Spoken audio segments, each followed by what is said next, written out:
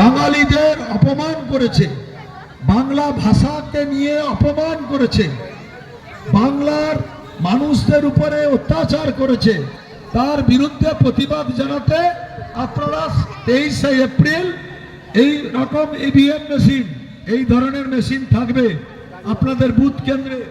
মেশিনটা এইভাবেই থাকবে, যারা পোলিং এজেন্ট থাকবেন তারা দেখে নেবেন মেশিনটা কেউ যেন এইভাবে ঘুরিয়ে না দেয়।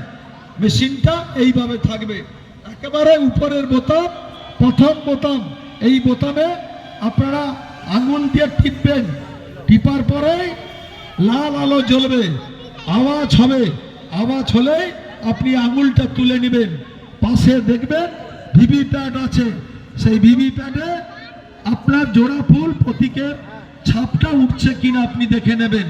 তখন আপনি নিশ্চিত হলে আপনার ভোটটা মমতার সপক্ষে ভোটটা পড়েছে।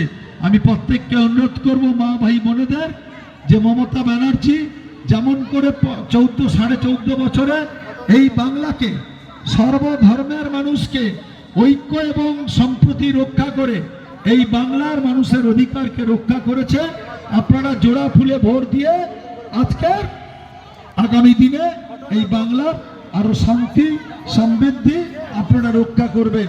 সবাই